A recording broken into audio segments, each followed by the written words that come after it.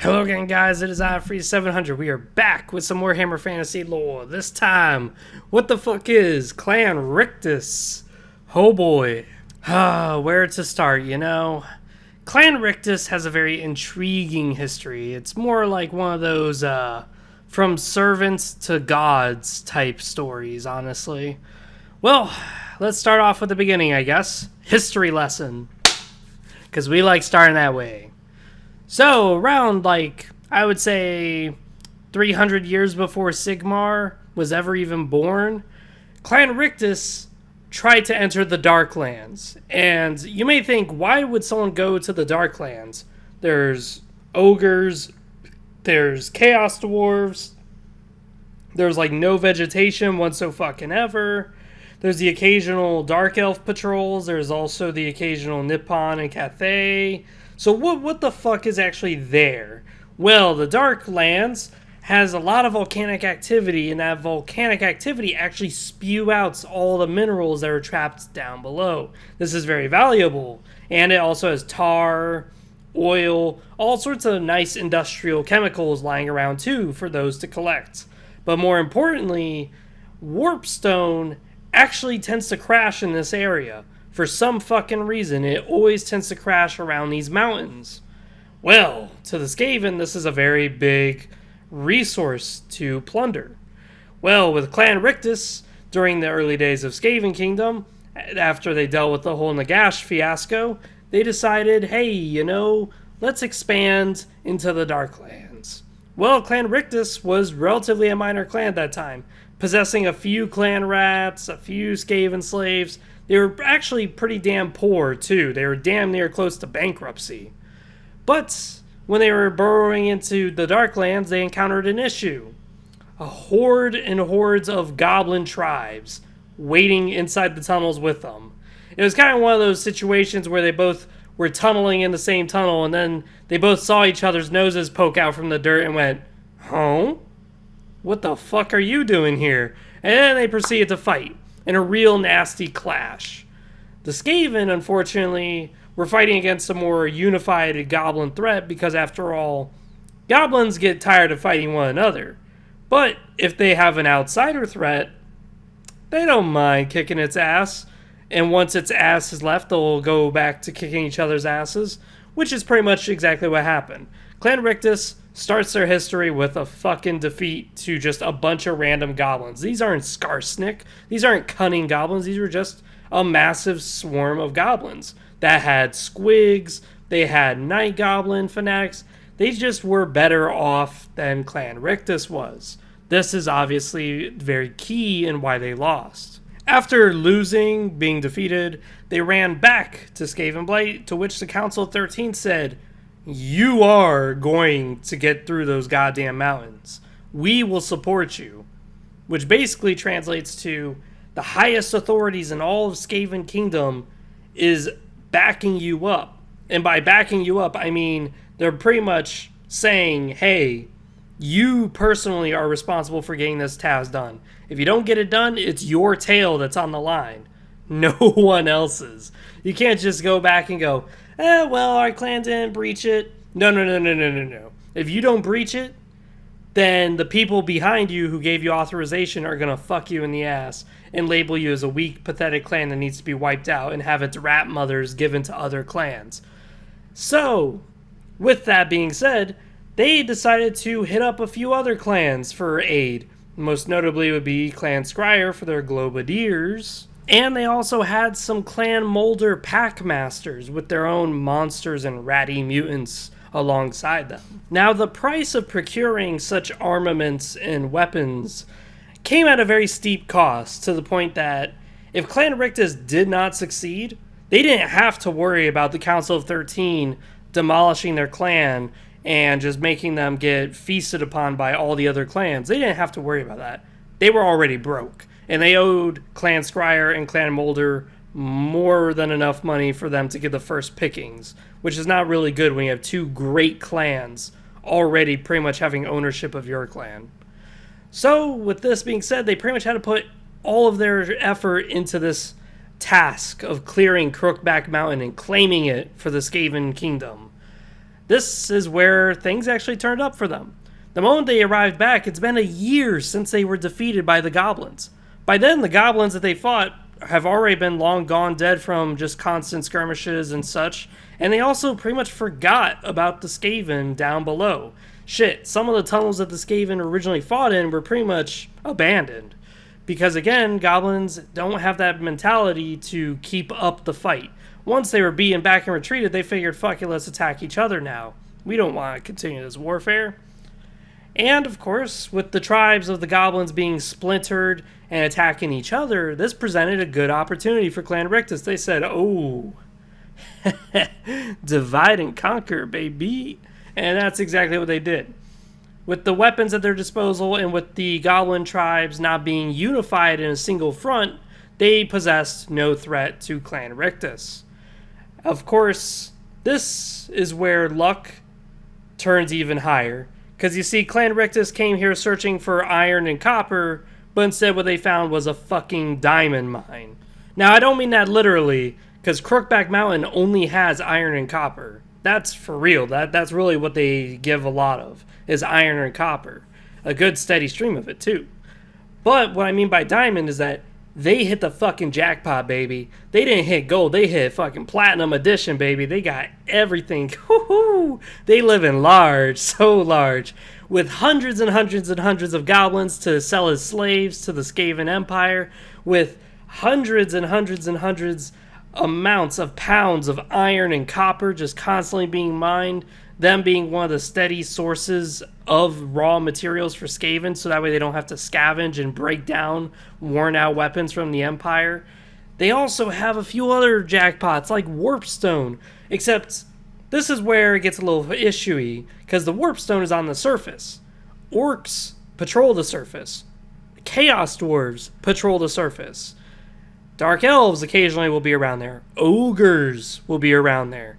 So, when they go out there in the open, these expeditions have to be carefully calculated. But even then, they scored the fucking jackpot. Any piece of those Warpstone meteorites that they could bring back gives them hordes of wealth. Tons of it. It's actually one of those points where the clan is so rich that they actually rival Clan Moors in their wealth. That's how rich they are. Clan Moors being the richest clan that's ever existed. These guys almost topple their riches. That's how fucking insanely wealthy they made it. So it's one of those, I like to say, from the dirt to the sky, these guys have attained the highest that any clan could ever hope to achieve. Now, with some of their income being goblin slavery, they've actually developed a few strategies to making this easier. One, they raid local mountains, because, again, the goblins are fucking everywhere. But one of their favorite is to actually wait for the goblins to get drunk. You see, goblins cannot hold their liquor for a damn. And the Skaven of Clan Rictus have established really well observations where they can see that, hey, these goblins are about to have a feast. So what they'll do is they'll burrow around and they will wait and watch as these goblins drink themselves silly. And once the goblins have all fallen asleep, they will just come up and just drag each and every one of them unconsciously to slavery or to their death. See, Clan Rictus also has a good steady supply of food by eating these goblins. And, more interestingly, another source of wealth is that having access to the Darklands where it's a shit ton of resources, a lot of warpstone, a lot of slaves, a lot of steady, viable mineral ores, a lot of other Skaven clans said, hey, we would like to go up to the Darklands too. But the problem is, and this is a big problem indeed, is that Clan Rictus has claimed ownership of all tunnels that lead to the Darklands. Which means that if you have to travel to the Darklands, you either have to fight your way through it, which is not recommended considering how rich they are. They could afford any weapon of destruction they wanted. Being in friends with Clan Scryer and Clan Molder, they got weapon teams of rattling guns, Jeziles, even Clan Molder's Hell Pit Abominations and Rat Ogres, and even their Pack Masters. So you're not really going to get far in these tunnels. Even if you ally with Clan Pestilens and Clan Eshin, you're really not going to get far in these tunnels. So the other way is just simply to pay the toll booth and just walk on through the tunnel. Here's the problem. The toll booth is pretty steep. It's actually almost bankruptcy. But when you come back, in order to leave Darkland, you have to pay double or triple the cost. Like one clan, Clan Crixor, they pay a lot of money because they mostly operate in the Darklands. They're also based in that region. But they are not based in Crookback Mountain. They're just in the Darklands. And their main mode of money is capturing the nasty mutated creatures that are around there and selling it to Clan Molder. Molder loves having new exotic animals to mutate, but in order to keep doing that, they have to pay those exorbitant taxes to just cross the fucking goddamn tunnels. So it's one of those issues where it's like, some clans, the promise of wealth going into the Darklands is extreme. You could be a very, very rich ratty. But the price of coming back with those riches is even greater. So you have to really count out the amount of treasury. And there's nothing stopping Clan Rictus from saying, oh wow, your expedition came back? That is amazing. You have, what? 300 pounds of warp stone with you? And you've got diamonds and gold and a shit ton of iron on you?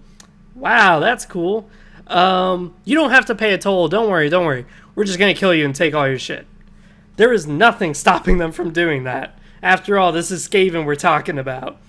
If a toll guard all of a sudden gets very, very rich because he stole some of your shit, hey, who are you going to bitch to? Skaven love this kind of shit. Now, that being said, the real specialty of Clan Rictus isn't actually their income and their economy. The real specialty is their storm vermin. As for some odd reason, they have a very, very, very high number of black-furred Skaven, which in Skaven culture, that means that you are a storm vermin. But their storm vermin seem to be more violent than other storm vermin. It's actually pretty crazy because they possess the most amount of storm vermin in all of Skaven Kingdom, which, of course, makes their warlords very dangerous. Some Skaven clans barely have a regiment of storm vermin, but here's these guys who have so many regiments at their disposal. It's kind of scary. It's like, how do you fight that when you're sitting there going tooth and claw, scratching each other's eyes out, and then here comes their massive wave of storm vermin regiments who can easily mop the floor with all your clan rats, all your Skaven slaves just thrown aside with no issue. Hell, you could even throw rat ogres in at them, and their halberds will just pierce right through the fuckers. Hell, all it takes is just maybe 30 storm vermin, and they will overwhelm a rat ogre. Here you got hundreds of storm vermin. Now, that being said, they actually do have a regiment of renown, which is pretty cool, you know? It's cool when a clan has their own unique, legendary regiment. Theirs would be called the Death Vermin. The Death Vermin are very funny, actually, because what makes them so legendary is that they always succeed. They always seem to be in the worst situation possible, yet they always succeed. This, of course, amount of success and constant campaign of success actually presents a bit of a power struggle within the clan itself.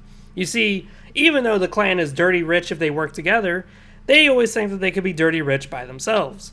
This is why the Lord of Clan Rictus, which would be the Lord of Decay, Cratch Doomclaw. That's right, they actually have a Council of 13 member as their leader of the clan, which again is even greater. But the reason why Cratch Doomclaw has a hatred of the Death Vermin, his own regiment of renown, is because the Death Vermin, as I said, are extremely elite, and they just keep succeeding over and over again. This power almost rivals his. So, he keeps sending them on death mission after death mission, suicide task after suicide task, but they keep fucking winning. So, I find it funny that here they have a very successful regiment, and the only thing that they can think about is, fuck, they're so fucking successful with a 100% success rate, we have to stop them. Even though they're our allies, because they can actually present a threat to my rulership, with the fact that if they ever turned rogue on me, I would be fucked. So I love that a lot. But I do like Clan Rictus from a lore standpoint on how they went from nothing to really dirt poor to now the richest Skaven clan in all of Skavendom. They are extremely rich. They're so rich that they're actually in a feud with Clan Moors. And they even have a Council of 13 member as their leader. One of the fun things, too, is that one of their own lords actually became a Vermin Lord, which is crazy. The Vermin Lord in question would be Vecteek.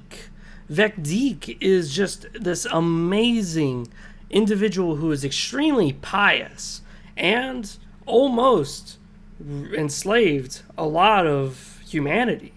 But his betrayal by his own Skaven kind of hindered that. But the Horned Rat looked up to him and said, hey, you're extremely devoted.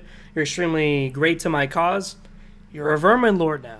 For those of you who don't know, Vermin Lords are essentially the demons of the Skaven religion. And yes, they can be deployed in tabletop. They are very nasty individuals.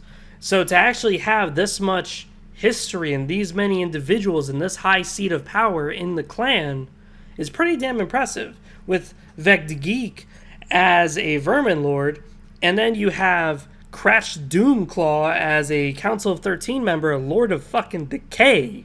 This clan has definitely gone far. Now you may think, well, Frieza 700, that's pretty cool. Why don't we hear more of them? Well, the issue is that there's a lot of councils on the 13 council members that we just don't really know too much about. Like, we know the more major clans, we know them, but we don't really know too much about a few others.